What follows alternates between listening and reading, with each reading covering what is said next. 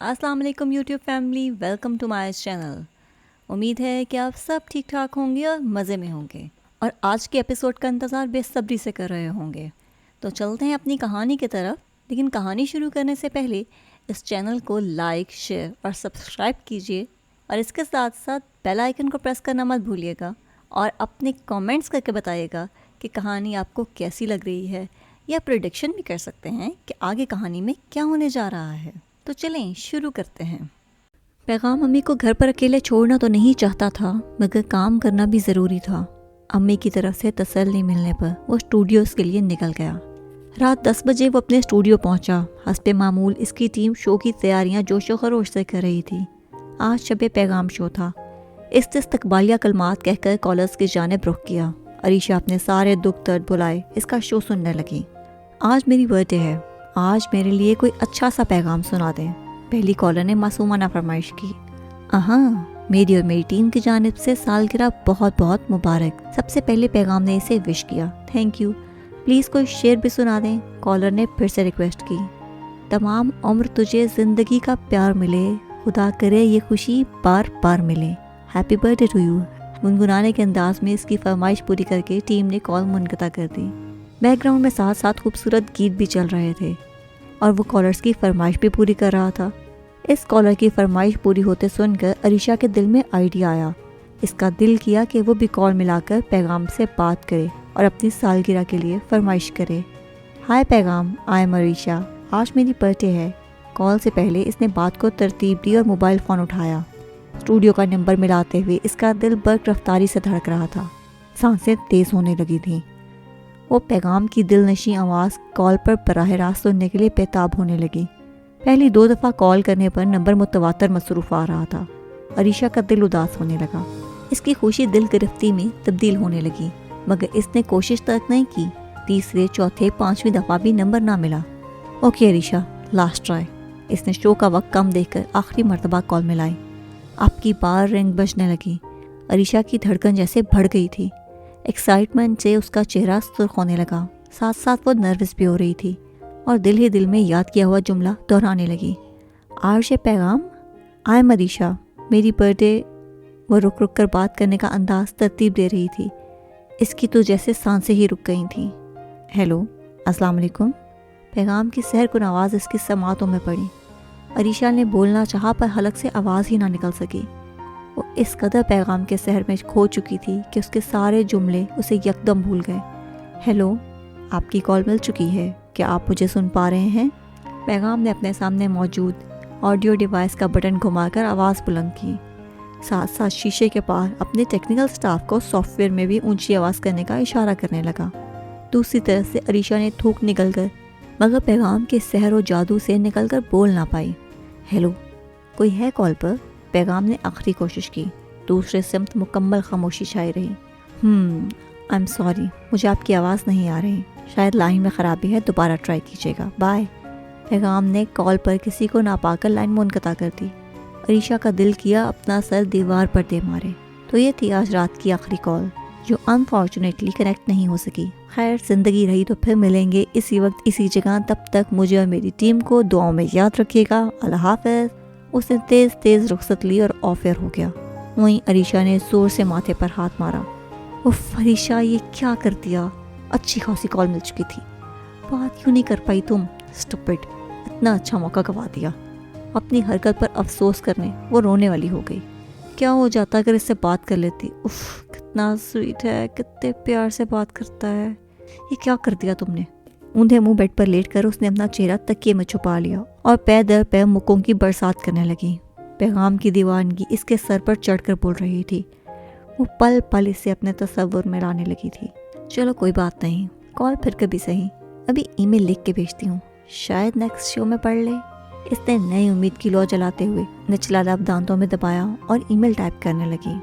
बाज़-औक़ात किसी की लत इंसान के अपने लिए ख़तरे का बाइस बन जाता है। पैगाम के लिए अरीशा का यकतरफा प्यार भी कुछ ऐसा ही साबित होने वाला था। नए साल का आगाज़ हो चुका था। अरीशा MBA के तीसरे सेमेस्टर में थी और आरजे पैगाम का शो सुनते तकरीबन 7 माह होने वाले थे। यूनिवर्सिटी से फारिग औकात में भी हैंड ट्री कानों में लगाए यूट्यूब और इंस्टाग्राम पर आरजे पैगाम के पिछले शोज़ ही सुनती रहती। پڑھائی اور کورٹ کیس کے علاوہ یہی اس کا مشغلہ رہ گیا تھا۔ اس دن وہ سفید چکن کاری کا کرتا پہنے، دوپٹے کو سر پر ٹکائے، ہلکے میک اپ میں خوبصورت، پرکشش، دوشیزہ لگ رہی تھی۔ یہ اس کی تیسری پیشی تھی اور آج کی پیشی میں اس کی کمپنی کا فیصلہ ہونے والا تھا۔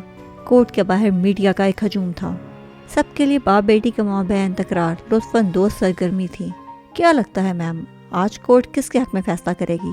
ایک رپورٹر نے اسے روک کر سوال کیا۔ مس عریشہ، آپ کو کیا لگتا ہے کہ آپ کے ڈیڈ تابش دورانی اپنی پاور کا استعمال کر کے کمپنی واپس لے سکتے ہیں؟ دوسرے رپورٹر نے اپنا مائک اس کے آگے کیا۔ انسان کو اپنے حق کے لیے لڑنا چاہیے، چاہے مدعی مقابل کوئی بھی ہو۔ میں نے بس اپنے حق کی مانگ کی ہے۔ وہ کمپنی دادا جان نے میرے حصے میں لکھی تھی تو وہ مجھے ہی ملے گی۔ عریشہ پورے اعتماد انداز میں بزنس وومن کے طور پر خود مختاری سے ایک ایک کا جواب دینے لگی۔ دورانی ہارڈ ووڈ کمپنی کا صنعتی اداروں میں کافی نام ہے۔ اگر وہ کمپنی آپ کی ہوئی تو کیا آپ اسے مزید اونچائی تک پہنچا سکیں گی؟ ایک ادھیڑ عمر رپورٹر کے سوال پر باقی سب خاموش ہو گئے۔ میری کوشش دورانی ہارڈ ووڈ پروڈکٹس کو دنیا کے ایک ایک کونے تک پہنچانے کی ہے، اور اس کے لیے میں نے ابھی سے منصوبہ بندی کر لی ہے۔ کمپنی میری ہو جائے تو باقی کی ترقیاتی خبریں بھی آپ کو وقتاً بوقتاً ملتی رہیں گی۔ آخری جواب دے کر گلاسز آنکھوں سے اتارتی وہ کورٹ روم کے اندر چلے گئی۔ اسی دوران تابر صاحب بھی گاڑی سے اترتے نظر آئے تو رپورٹرز نے انہیں گھیرنے کے لیے قدم بڑھائے، پر وہ سخت سیکیورٹی کے دائرے میں میڈیا کو نظر انداز کرتے کورٹ روم میں چلے گئے۔ توقع کے مطابق فیصلہ عریشہ کے حق میں ہوا۔ اس کی خوشی قابل تید تھی۔ تابر صاحب اپنے ہار پر اداس نہیں بلکہ عریشہ کی جیت پر خوش تھے۔ ہاں، البتہ بڑی اور کار آمد کمپنی ہاتھ سے جانے کا دکھ ضرور تھا، لیکن اس بات پر بھی مطمئن تھے کہ عریشہ ان کے احکامات کے خلاف کمپنی میں تغیرات نہیں لائے گی۔ Congratulations Arisha, I am happy for you. انہوں نے کورٹ روم کے باہر اپنی بیٹی کو گلے لگایا۔ مجھے آپ کی زبانی یہ الفاظ سن کر اور بھی زیادہ خوشی ہو رہی ہے ڈیڈ۔ اب تو ہم بزنس رائیولز بن گئے ہیں، عریشہ نے ان کے گرد بازو کا حصار بناتے ہوئے کہا۔ تمہیں بزنس میں ہرانے کا اور مزہ آئے گا، انہوں نے چیلنج کے انداز میں جواب دیا۔ کون کس کو ہراتا ہے یہ تو وقت بتائے گا، ابھی تو مجھے آپ کی ہار اور اپنی جیت کی خوشی منانی ہے۔ عریشہ نے ان کے حصار سے سر اٹھا کر ابرو چکائے۔ Let's have a party. Tabar sahib کھلکھلا کر ہنس پڑے۔ ان دونوں کی گفتگو سے محفوظ ہوتی سیرت بیگم دوسری سیڑھی پہ کھڑی تھی۔ عریشہ کے قریب آتے ہی انہوں نے اسے خود سے لگایا اور پھر تابر صاحب کی جانب مڑی۔ غلطی کر رہے ہو تابش، عریشہ کو تم ابھی تک سمجھے نہیں ہو، وہ تمہاری کمپنی ڈبا دے گی۔ سیرت بیگم نے وارننگ دینا چاہی۔ سیرت، شاید تم ابھی تک مجھے نہیں سمجھی ہو، انہوں نے جتاتے ہوئے ایک ابرو اٹھا کر سیرت کو دیکھا۔ میں نے اسے اپنی کمپنی مستقل طور پر نہیں دی، بابا کی وصیت میں صاف لکھا ہے کہ عریشہ کی شادی کے بعد اس کمپنی کے آدھے سے زیادہ شیئر اس کے خاوند کے ہو جائیں گے، اور تب میں اس کے خاوند سے وہ کمپنی واپس اپنے نام کروا لوں گا۔ ان کے ارادے نیک نہیں ہیں، یہ سیرت بیگم کو سمجھنے میں زیادہ دیر نہ لگی۔ اور اس کا خاوند بھلا ایسا کیوں کرے گا؟ سیرت بیگم ہاتھ ہلا کر استہزائی ہنسی۔ کیونکہ وہ میرا وفادار ہوگا۔ کمپنی لینے میں تو عریشہ نے اپنی منمانی کر لی، مگر شادی وہ میرے چنے ہوئے لڑکے سے کرے گی۔ تابر صاحب کے بے لچک لہجے سے سیرت بیگم گھبرانے لگیں، مگر بظاہر خود کو کمپوز رکھا۔ مجھے نہیں لگتا کہ وہ کبھی بھی میری یا تمہاری سنے گی۔ سیرت بیگم در حقیقت عریشہ کے مستقبل کے لیے پریشان ہو رہی تھیں۔ ضد میں اس کا باپ ہوں سیرت، جو ٹھان لوں وہ کر کے دم لیتا ہوں۔ تابر صاحب انہیں گھور کر سیڑھیاں چڑھنے لگے۔ اگر ایسا ہے تو پھر میں اس کی ماں ہوں، مجھے یہ شرط بتا کر تم نے غلطی کر دی تابش۔ سیرت بیگم انہیں جاتے دیکھ کر گہری سوچ میں پڑ گئی۔ اس سے پہلے تابر صاحب عریشہ کو کسی کے نکاح میں دیتے، انہوں نے اپنے سوشل سائیکل میں کنوارے لڑکوں کے نام سر فہرست کرنا شروع کر دیا۔ اس رات اوہان کے گھر کو لائٹس اور چمکدار جالی سے سجایا گیا تھا۔ انزلہ کی گریجویشن پارٹی میں سبھی دوست احباب مدعو تھے۔ پیغام بلیک قمیض شلوار، بلیک ویسٹ کوٹ پر پشاوری چپل پہنے ہوا تھا۔ شیو اور بال نفاست سے بنائے لان میں داخل ہوا۔ انزلہ مہمان نوازی کرتے لان میں موجود اقارب سے مل رہی تھی جب پیغام پر نظر پڑی۔ ایک پل کو وہ اس سے نظر نہ ہٹا پائی اور اگلے پل خود کو کمپوز کرتی گلابی ہونٹوں پر بڑی سے مسکراہٹ سجائے اس کے پاس چلی آئی۔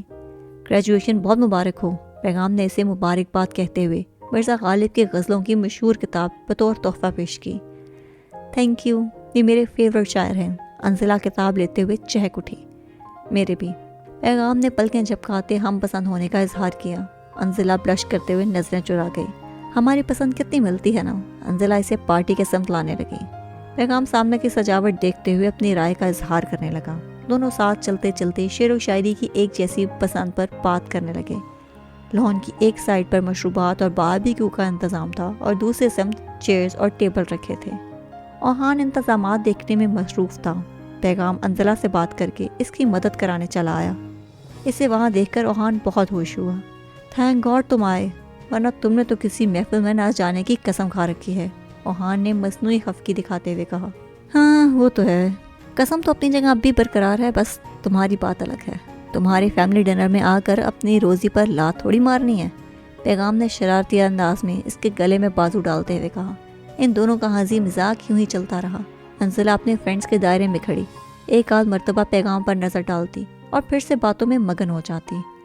शाम यूं ही अपने सफ़र पर रवां दवा रही। दूसरी तरफ अरीशा क्लब में फ्रेंड्स के हमरा अपनी जीत की खुशी मनाने में मशगूल थी। डिस्को लाइट और म्यूज़िक से रात रंगीन मंजर पेश कर रही थी।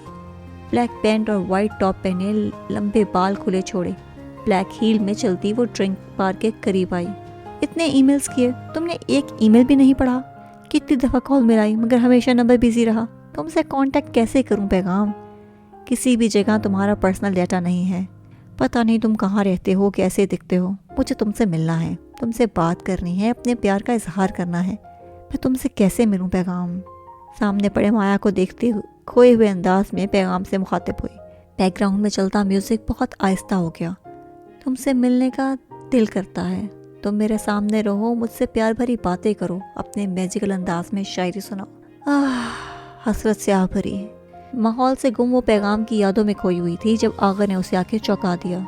हे अरीशा, लेट्स डांस, इसने उछलते हुए इसे ऑफर दी। आगर, तुमने तो मुझे डरा दिया। अरीशा सीने पे हाथ रखे तेज तेज सांस ले रही थी। कम ऑन यार, तुम्हारी पार्टी यार, तुम यहाँ बैठी हो, लेट्स एंजॉय। इसने अरीशा को हाथ से पकड़कर डांस फ्लोर पर खींचा।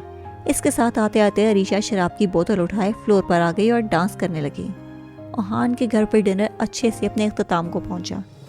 सब अपने अपने घरों को जाने लगे। चूँकि नए साल का आगाज़ था और ईद भी थी, तो पैगाम और ओहान मेहमानों के जाने के बाद काफ़ी देर तक मुनव्वर साहब के साथ बैठे रेडियो प्रोग्राम्स में कुछ तब्दीलियाँ लाने पर इजहार राय करते रहे। तकरीबन रात 1:30 बजे के करीब पैगाम को वक्त का एहसास हुआ और घर जाने के लिए रुख्सत हुआ। ओहान ने इसे घर ड्रॉप करने पर काफ़ी जोर दिया, मगर पैगाम नहीं माना और अकेले ही जाने पर इक्तफा किया। वहीं दूसरी जानिब अरीशा की पार्टी ख़त्म हो गई। वो लड़खड़ाते हुए अपनी कार में जा बैठी। इसने आज काफ़ी ज़्यादा पी ली थी और रात के इस पहर पूरा शहर तारीकी में डूबा हुआ था। हर सू खामोशी का राज था। एक खाली सड़क पर ड्राइव करते हुए अरीशा का सर चकराने लगा और इसकी कार फुटपाथ पर चढ़कर दरख्त से टकरा गई।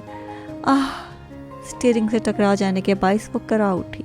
अपनी पेशानी सुलहाते हुए वो कार का दरवाज़ा खोलकर बाहर निकल आई, पर चूंकि वो नशे में धुत थी और सर पर चोट भी लग गई थी, इसलिए ज़्यादा आगे तक ना चल सकी और भी सड़क पर बेहोश हो गई। इत्तेफाक से पैगाम इसी रास्ते से गुजर रहा था जब इसने एक नौजवान खूबसूरत लड़की को यूं सड़क पर बेहोश पाया। फुटपाथ पर चढ़ी दरख्त से टकराई गाड़ी देखकर वो फौरन मदद को पहुंचा और अरीशा को सीधा किया। हेलो, आप ठीक तो हैं? इसने अरीशा के गाल थपथपाए। अरीशा का सर इस वक्त पैगाम की बाजू पर टिका हुआ था। इसके माथे पर आईब्रो के पास नील का निशान पड़ चुका था। एक शनासा सी आवाज़ पर उसने बमुश्किल आंखें खोलने की कोशिश की। इसे अंधेरे की वजह से चेहरा सही से नजर ना आ सका।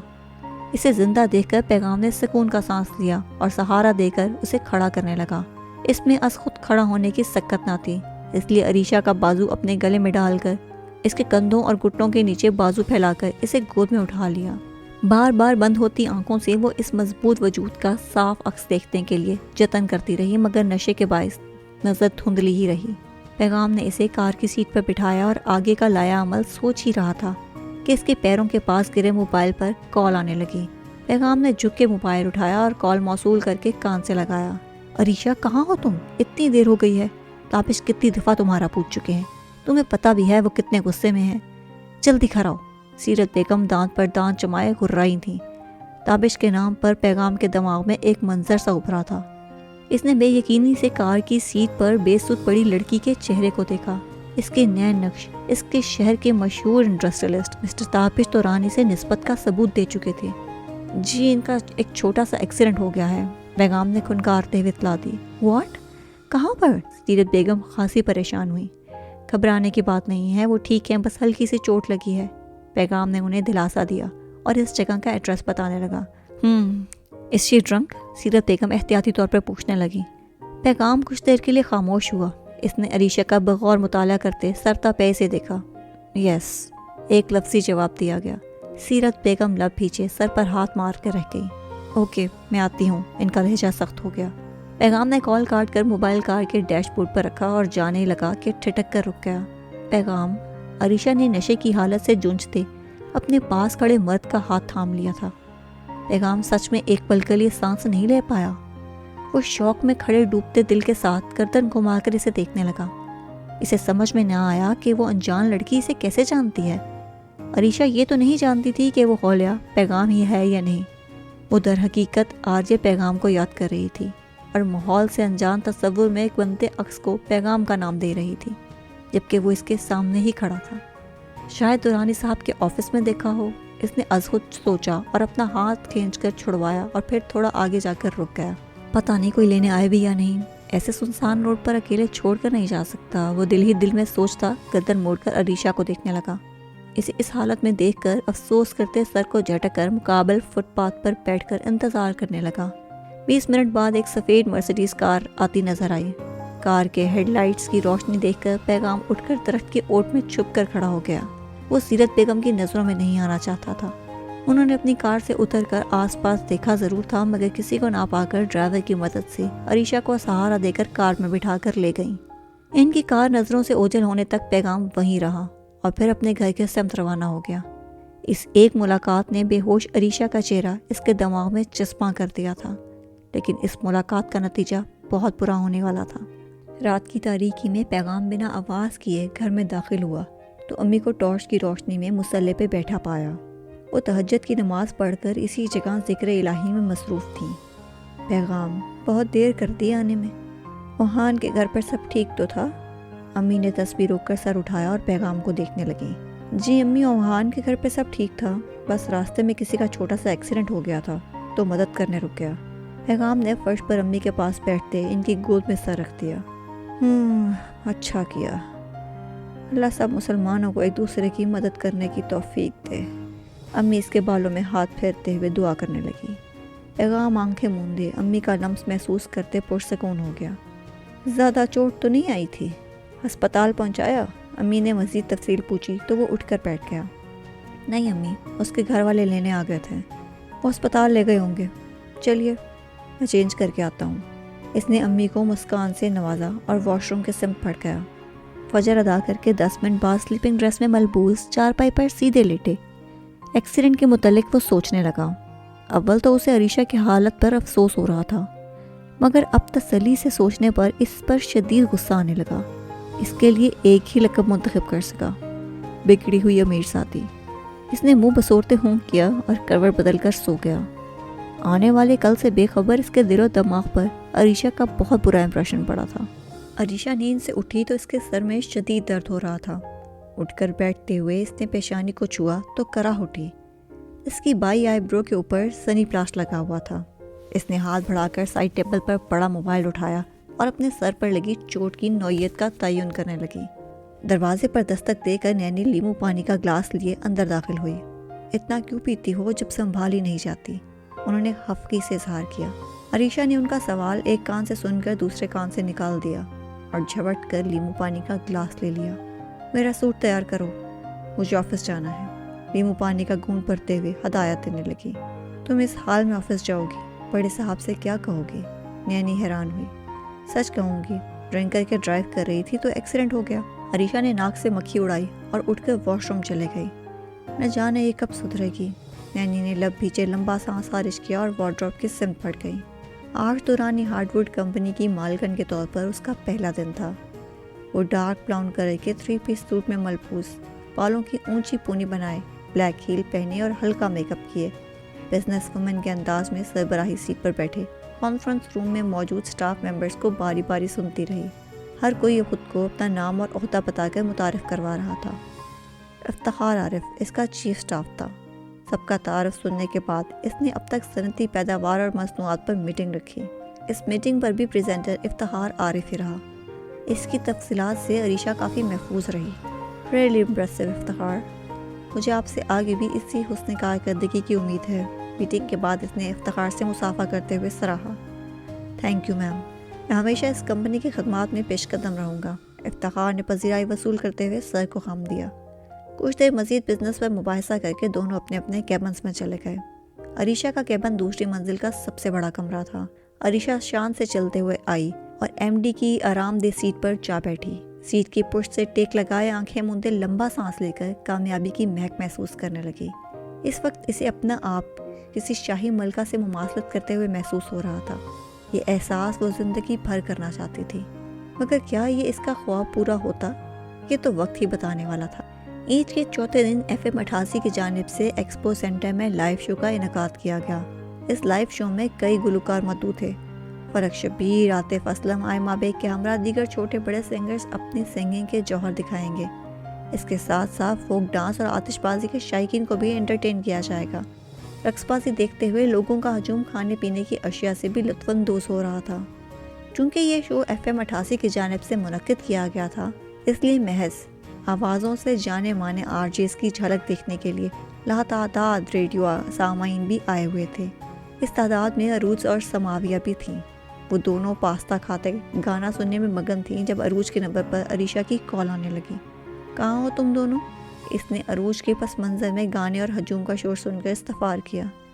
ہم ایکسپو سینٹر آئے ہیں، FM 88 کا شو ہے، بہت سارے RJs اور سنگرز بھی آئے ہیں، عروج نے تقریباً چلاتے ہوئے جواب دیا۔ RJs؟ کہیں پیغام بھی آیا ہوا تو؟ عریشہ نے دل ہی دل میں سوچا۔ اوکے، میں تو آفس ورک میں بزی ہوں، چلو تم انجوائے کرو۔ عریشہ خود کو بہت ہی ہائی کلاس دکھانے کے بہانہ بنا کر اجلت میں تیار ہونے بھاگ گئی۔ عروج نے موبائل فون کان سے ہٹا کر بے یقینی سے دیکھا اور شانے اچکا کر پھر سے انجوائے کرنے لگی۔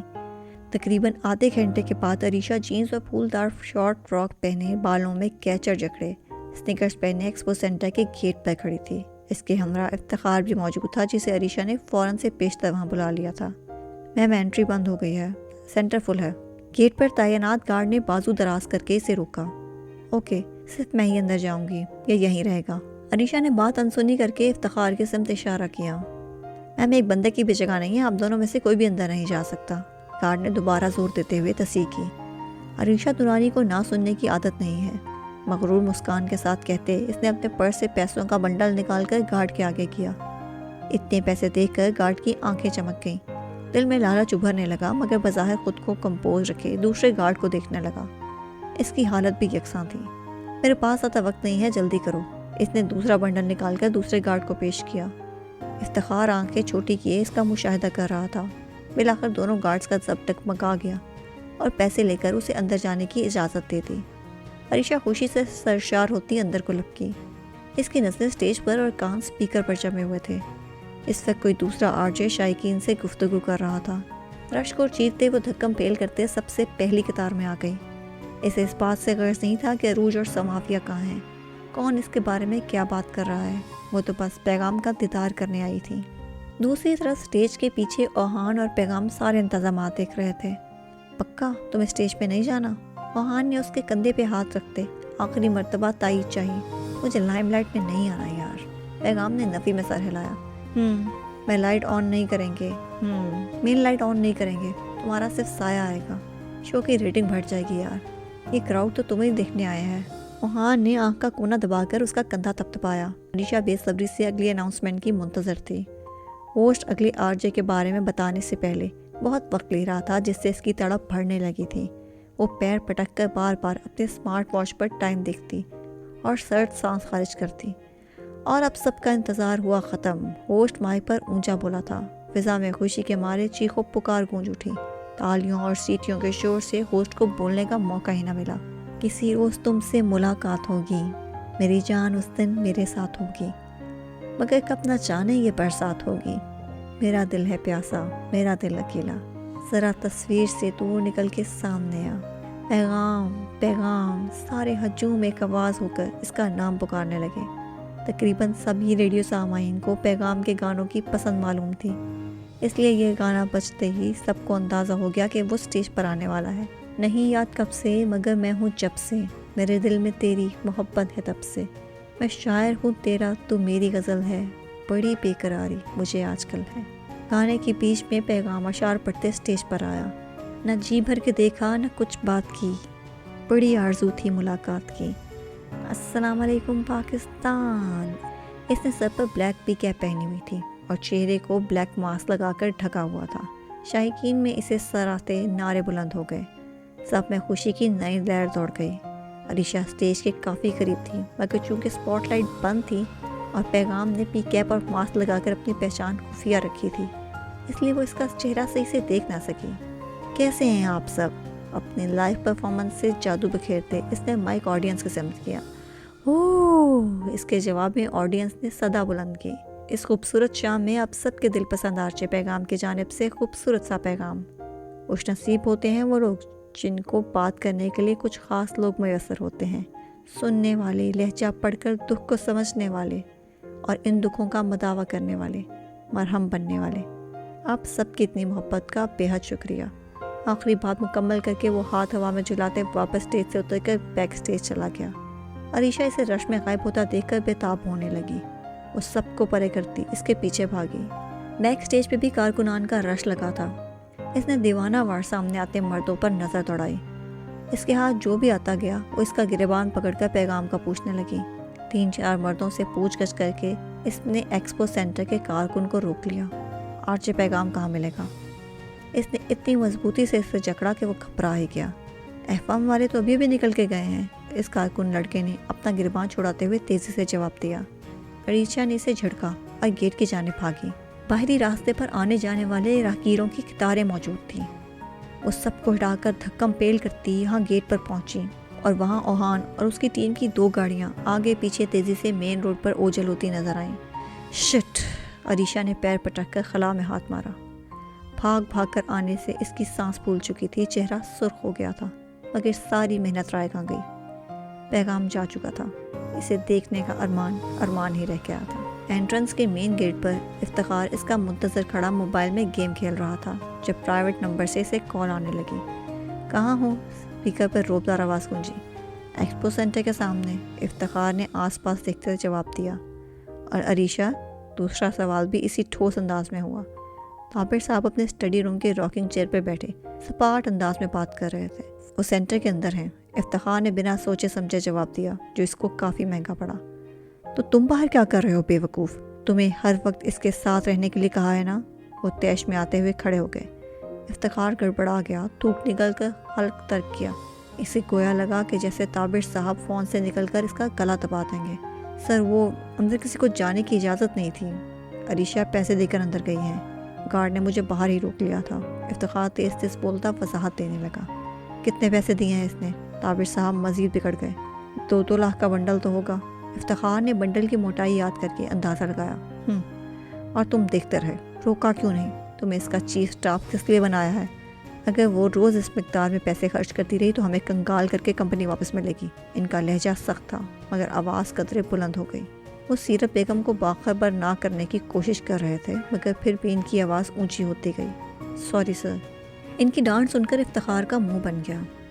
اس کے ساتھ رہو، اسے امپریس کرنے کی کوشش کرو، اس کے دل میں جگہ بناؤ۔ افتخار اس کھیل میں نئی کھلاڑی ہے، وہ جلدی پھنس سکتی ہے، اسے قابو کرو۔ اسے قابو کیا تو سمجھو کمپنی واپس ہماری۔ انہوں نے رازداری سے سمجھانے کی کوشش کی۔ طابر صاحب اسے عریشہ کے دل میں جگہ بنانے کا مشورہ دے رہے تھے، پر وہ جانتے نہیں تھی کہ عریشہ پہلے سے اپنا دل پیغام کے حوالے کر چکی ہے۔ وہ دیوانگی کی حد تک اسے چاہتی ہے اور یہ انکشاف ڈیڈ پر بہت بھاری ہونے والا تھا۔ ان کی ہدایات پر عمل کر کے کال کاٹنے کے بعد افتخار نے سر جھٹکا اور عریشہ کی تلاش میں چل پڑا۔ ایگزٹ گیٹ پر عریشہ غم و غصے کی حالت میں دائیں سے بائیں چکر لگا رہی تھی جب وہ بھاگتا ہوا اس کے پاس پہنچا۔ عریشہ، تم ٹھیک ہو؟ اس نے دونوں اطراف سے اس کے گرد بازو پھیلائے اور اسے اپنے حلقے میں لے لیا، جیسے بھیڑ میں اس کی حفاظت کر رہا ہو۔ عریشہ دکھ میں مبتلا تھی۔ پیغام کو نہ دیکھ پانے کی حسرت نے اس کا دل توڑ دیا تھا۔ وہ دبے قدم اٹھاتی اس کے ساتھ قدرے سائڈ پر آ گئی۔ اس جگہ رش کم تھا اور اندھیرا بھی۔ افتخار نے موقع دیکھ کر اسے مزید باہوں میں لینا چاہا۔ عریشہ کی چھٹی حس بیدار ہوئی اور خطرے کا اشارہ دیا تو اس نے فوراً سے بیشتر دونوں ہاتھوں سے زور دے کر اسے خود سے دور کیا۔ افتخار، کیا کر رہے ہو؟ وہ بپری شیرنی کے مانند چلائی۔ وہ مجھے لگا تم بھیڑ بھاڑ سے گھبرا گئی ہو، اس لیے دلاسا دے رہا تھا۔ عریشہ، افتخار نے بہانہ بنایا اور پھر سے اس کے قریب آنے لگا۔ میں کسی چیز سے نہیں گھبراتی، اینڈ کال می میم، میں تمہاری باس ہوں، اپنی حدود مت بھولو۔ اس نے آنکھیں دکھائی۔ اس کا دکھ اب تیش میں بدل چکا تھا جس کا شکار افتخار ہو رہا تھا۔ کیا ہم دوست نہیں بن سکتے؟ اس نے ایک اور کوشش کی۔ میں دوست اور دشمن اپنی مرضی سے بناتی ہوں اور تم فی الحال اس کیٹیگری میں نہیں ہو۔ جاؤ کار لے کر آؤ۔ اس سے ڈپٹ کر عریشہ نے منہ پھیر لیا اور اپنے موبائل میں مصروف ہو گئی۔ افتخار کے پاس ضبط کرنے کے علاوہ کوئی چارہ نہ تھا۔ پہلے باپ کی ڈانٹ سنی اور اب بیٹی کی۔ دانت پر دانت جمائے ماتھے پہ پل ڈالے پارکنگ کی جانب بڑھ گیا۔ یہ واقعی تم ہو؟ امی موبائل پر پیغام کا شو دیکھ کر حیران ہوئی۔ گھر آ کر وہ امی کے سراہنے بیٹھا اور انہیں آج کی شو کی ویڈیوز دکھانے لگا۔ امی کے سوال پر اس نے پلکیں چپکاتے اسبات میں سر ہلایا۔ یہ سب لوگ تو میں سننے آئے ہیں۔ امی پورے سینٹر کو بھرا دیکھ کر چہک کر بولی، جی امی، آپ کے بیٹے کو دیکھنے آئی تھیں۔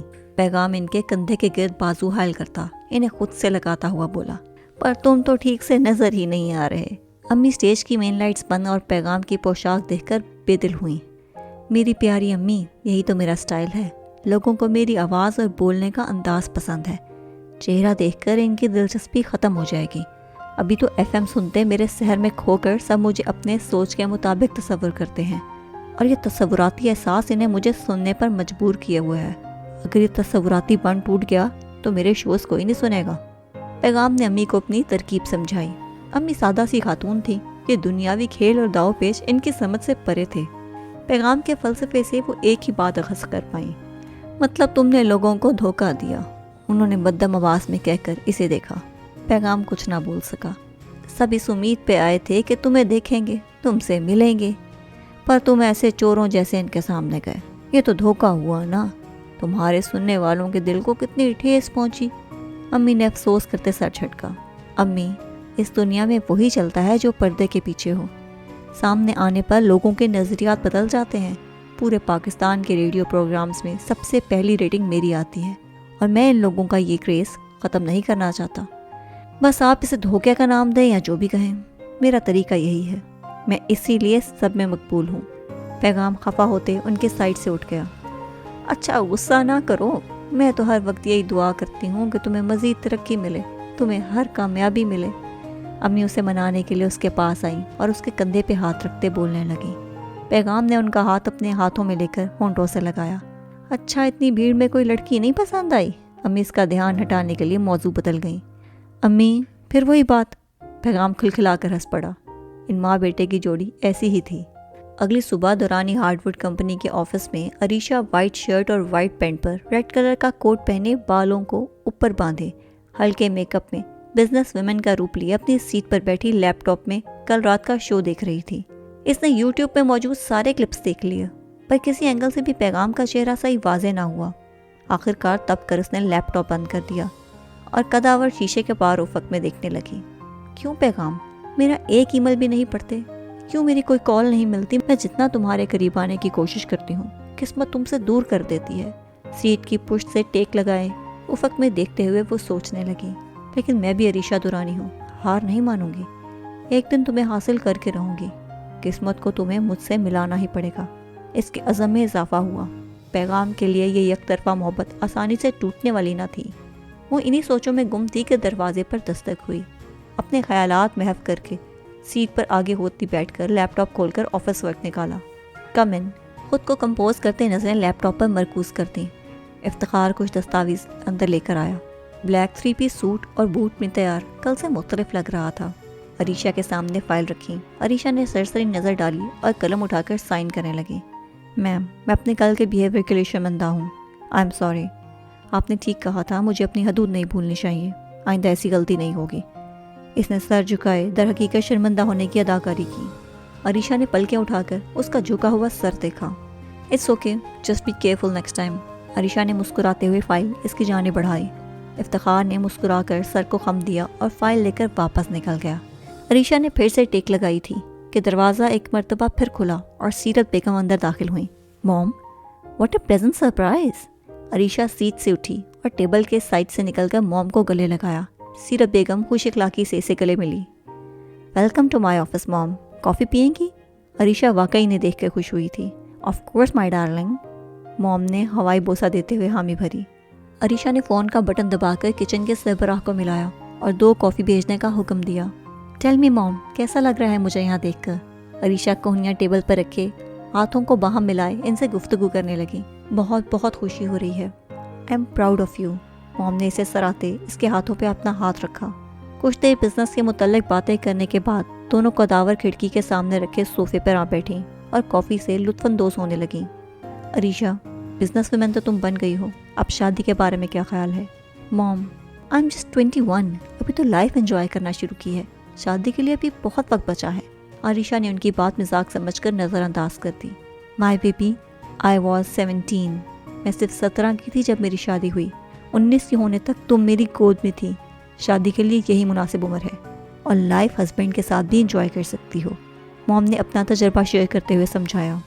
इनका अरीशा को शादी के लिए उकसाने का असल मकसद इसकी अपने पसंद के लड़के से शादी करवाना था।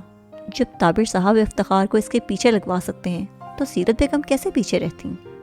आपने अपने हस्बैंड के साथ एंजॉय किया? अरीशा अबरू मिलाए सीरियस हो गई। मेरी बात अलग थी अरीशा, हर एक की लाइफ मेरे और तुम्हारे डैड जैसी नहीं होती। सीरत बेगम का लहजा सपाट हो गया। पर आप मुझे अपनी मिसाल दे रही हैं ना, और आपकी शादीशुदा लाइफ देखकर तो मुझे शादी के लफ्ज़ से भी नफरत होती है। अरीशा हूँ करते हुए पहलू से उठ गई। ऐसा नहीं है बेटा, शादी बहुत प्यारा बंधन होता है, कुछ लोग खुद इसे तल्ख बना देते हैं। मॉम इसके पीछे उठ कर गई और दोबारा समझाने लगी।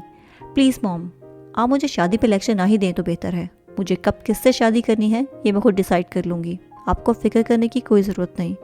इसने हाथ सीने पर बांध कर साफ इनकार किया। ठीक है, तो फिर ताबिर से भी बच कर रहो, वो भी तुम्हारी शादी के ख्वाब देख रहे हैं। कहीं तुम्हें खबर होने तक तुम्हारा गायबाना निकाह ही ना पढ़वा दें। सीरत बेगम यकसुई से कहती मुड़कर जाने लगी। मॉम, क्या मतलब है आपका? अरीशा को धचका सा लगा। मैंने इन्हें अपने किसी ख़ास आदमी को तुम्हें इम्प्रेस करने की तजवीज़ देते सुना है। वो जितना जल्दी हो सके तुम्हारी शादी अपने वफादार से करवा कर कंपनी वापस लेना चाहते हैं। मैं ताबिश को तुमसे बेहतर जानती हूँ अरीशा, वो तुम्हें यूँ अपनी कंपनी पर ज़्यादा देर तक हक जमाने नहीं देंगे। बिला वास्ता तौर पर मतलब समझाकर वह केबिन से बाहर निकल गई। अरीशा के अब्रू तन गए। इसने गर्दन घुमाकर बंद दरवाजे को देखा था। मैं डैड को ऐसा नहीं करने दूंगी। दिल में एक नई कश्मकश जन्म ले चुकी थी। इस रात पैगाम का शो नहीं था, फिर भी वो ओहान के कॉल करने पर रेडियो स्टेशन आ गया।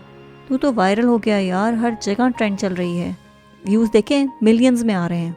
और ओहान की खुशी की इंतहा न थी। पैगाम के दर आते ही ओहान ने उसे गले लगाया। इनका FM और एक्सपो सेंटर का स्पॉन्सर शो बहुत कामयाब रहा था, इसलिए ओहान और पैगाम मिलकर जश्न मनाने लगे। दूसरी जानिब मॉम की जानिब से वार्निंग मिलने पर अरीशा परेशान हो गई थी। इसने डैड से बात करने का सोचा, मगर इसे इनकी प्लानिंग का मालूम पड़ गया है। इस बात से फ़िलहाल इन्हें अनजान रखना चाहती थी, इसलिए बात करने का फ़ैसला तर्क कर दिया। डिनर के दौरान वो बगौर डैड की हरकत और सकनात का मुशाहिदा करती रही, लेकिन इसे किसी पेशकदमी के आसार नज़र नहीं आए। फिर भी किसी नागहानी ख़तरे से बचने के लिए इसने नई तरकीब सोची, जो सुबह होते ही इसने पूरी करनी थी। कौन है डैड का वो वफादार जो मेरे पीठ पीछे उनसे मिला हुआ है? रात देर गए कमरे में चक्कर काटते इस शख्स के बारे में सोचती रही और दिमाग पर जोर देते ही एक अक्स नुमाया हुआ। अगली सुबह वो ऑफिस में दाएं से बाएं चक्कर काटते शिद्दत से किसी की मुंतज़िर थी। वकील साहब, मैं आप ही का वेट कर रही थी, आइए जल्दी से कागजात तैयार करवाते हैं। वकील साहब को देखते ही उनको अपने साथ केबिन में ले आई। इफ्तिखार इतनी सुबह वकील साहब को देखकर मशकूक हुआ। कौन से पेपर्स तैयार करवा रही है ये? इसने मशकूक अंदाज में सोचा और इनके पीछे चल पड़ा। अरीशा ने बाकी स्टाफ को वहीं रोक लिया, मगर इफ्तिखार को साथ आने दिया। वो और वकील साहब केबिन के सोफे पर आमने सामने बैठे और इफ्तिखार इनके सामने खड़ा रहा। तुम्हें कोई एतराज़ तो नहीं है? अरीशा ने इसे देखा और प्यार से सवाल किया। किस बारे में? मैं समझा नहीं। इफ्तिखार ने बारी बारी इन दोनों को देखा। इस दिन मैं तुम्हें समझ नहीं सकी, अब समझ आई, तुम बहुत अच्छे हो। अरीशा खुमार आलूद नज़रों से इसे देखते इसके पास आई और इसके सीने पे हाथ रखा। इफ्तिखार की आंखें चमक गईं। मेरा साथ दोगे? अरीशा ने इसकी आंखों में आंखें डालकर पूछा। इफ्तिखार को लगा वो इससे शादी करने जा रही है या इसे बिजनेस में अपना पार्टनर बना रही है, इसलिए फ़ौरन हामी भरी। अरीशा ने पलटकर शरीर नज़रों से मुस्कुराते हुए वकील साहब को देखा। वकील साहब भी उसकी मुस्कान से कदरे परेशान होने लगे। जब भी अरीशा ऐसे मुस्कुराती थी कुछ गलत ज़रूर होने वाला होता था, ऐसा वकील साहब का अंदाज़ा था। अरीशा ने अपने कमर पर हाथ रखते वकील साहब को अपनी वसीयत दर्ज करवाना शुरू की। वकील साहब लिखिए। عریشہ کے مرضی کے بغیر اگر اس کے والدین نے اس کی زبردستی شادی کروائی یا کمپنی کو حاصل کرنے کے لیے جانی یا مالی نقصان پہنچایا تو دورانی ہارڈ ووڈ کمپنی چیریٹی میں چلی جائے گی اور مسٹر اینڈ مسز تابش دورانی کو ایک پھوٹی کوڑی بھی نہیں ملے گی۔ اس کا حکم سن کر وکیل صاحب سمیت افتخار بھی دنگ رہ گیا۔ افتخار نے جا کر تابش صاحب کو خبر کرنے کی کوشش کی، مگر چونکہ عریشہ نے اس کا راستہ روکا ہوا تھا اس لیے جا نہ سکا۔ وکیل صاحب کے تاثرات پریشان کن ہو گئے، مگر عریشہ وصیت بدلنے سے پہلے تابش صاحب سے پوچھنا پڑے گا۔ وکیل صاحب اسے سمجھاتے اس کے پاس آئے۔ وکیل صاحب، یہ کمپنی کس کی ہے؟ میری؟ تو اس کی ول میں تبدیلی کرنے کا حق بھی صرف مجھے ہے۔ آپ بنا رہے ہیں پیپرز یا میں کوئی اور وکیل بلا لوں؟ اس نے وکیل صاحب کی نصیحت خاطر میں نہ لاتے ہوئے آنکھیں دکھائیں۔ وکیل صاحب متذبذب ہوتے اپنی جگہ بیٹھ گئے اور ول بنانے لگے۔ افتخار مضطرب ہونے لگا اور معذرت کرتا وہاں سے نکل گیا۔ کوریڈور میں آتے ہی اس نے تابر صاحب کو کال ملائی اور درپیش صورتحال سے آگاہ کر ہی رہا تھا کہ پیچھے کسی کا سایہ دیکھ کر ایڑیوں کے بل مڑا۔ میں جانتی تھی تم ایسا ہی کرو گے۔ اتنے دنوں سے تمہارے بدلے تیور، بار بار مجھ سے دوستی کرنا، میرے قریب آنے کی کوشش کرنا، یہ سب مجھے پہلے ہی سمجھ جانا چاہیے تھا۔ عریشہ سینے پہ ہاتھ باندھے گھور رہی تھی۔ افتخار نے موبائل کان سے ہٹا کر نیچے کر دیا۔ خبر دے دی میری ڈیڈ کو یا ابھی باقی ہے؟ اس نے سر موہری سے سانس خارج کیا اور ایک لفافہ اس کے آگے کیا۔ افتخار نے بے یقینی سے وہ لفافہ لیا اور کھولنے لگا۔ میں نے تمہیں نوکری سے نکال دیا ہے۔ میرے ڈیڈ کے کہنے پہ کام کر رہے تھے نا یہاں، تو اب جاؤ انہی کے ساتھ کام کرو، مجھے تمہاری ضرورت نہیں ہے۔ عریشہ نے طنزیہ جواب دیا اور پلٹ کر جانے لگی۔ عریشہ، میم ایسا نہ کرو، میں 5 سال سے اسی کمپنی میں کام کر رہا ہوں، پلیز نوکری سے نہ نکالیں میم۔ وہ اس کے پیچھے ہو لیا۔ یہ میرے ڈیڈ کا مینیجر بننے سے پہلے سوچنا چاہیے تھا۔ گارڈز! اسے ڈپٹ کر عریشہ نے بلند آواز میں گارڈز کو بلایا تو 2 گارڈ فوراً سے بھاگتے ہوئے اس کے سامنے آ گئے۔ اس کمپنی میں اس کی ضرورت نہیں ہے، نکال پھینکو اسے باہر۔ اس نے یوں حکمانہ انداز میں حکم صادر کیا کہ گارڈز نے فوراً افتخار کو بازوؤں سے پکڑ لیا اور باہر لے جانے لگے۔ اور اگر یہاں کوئی بھی میرے موم یا ڈیڈ کا مینیجر موجود ہے تو وہ خود ہی نکل جائے، ورنہ اگلی مرتبہ اس سے بھی برا پیش آؤں گی۔ ہال میں موجود تمام کارکنان خاموشی سے اسے دیکھتے رہے اور وہ دھمکاتے ہوئے غرائی۔ اس کی دھمکی پر آفس میں ہڑبڑی سی مچ گئی۔ اس نے باری باری سب کے پریشان کن تاثرات دیکھے اور لمبی ہیل پر ٹک ٹک کرتی اپنے کیبن میں چلے گئی۔ تب تک وکیل صاحب پیپرز تیار کر چکے تھے۔ عریشہ نے مشکور ہوتے انہیں دیکھا اور سائن کر کے پیپر قانونی کارروائی کے لیے وکیل صاحب کے سپرد کر دیے۔ وکیل صاحب، آپ نے کبھی نہ کبھی کسی بدماش گینگ کا کیس تو لڑا ہوگا۔ کسی ایسے بندے کو جانتے ہیں جو پیسے کے لیے بایو ڈیٹا جانے بغیر کسی کا بھی منہ توڑ دے؟ وہ ٹانگ پر ٹانگ رکھے مغرور مسکان سجائے صوفے کی پشت سے ٹیک لگائے بیٹھی تھی۔ میں نمبر بھیج دوں گا۔ وکیل صاحب بغیر کسی مباحثے کے مان گئے۔ وہ جانتے تھے کہ عریشہ کے ساتھ بحث کرنا یا اسے سمجھانا بیکار ہے۔ تھینک یو، آپ بہت اچھے ہیں۔ عریشہ چہک اٹھی۔ وکیل صاحب ابرو اچکائے وہاں سے رخصت ہو گئے اور عریشہ موبائل اٹھا کر پیغام کا ریکارڈڈ شو سننے لگی۔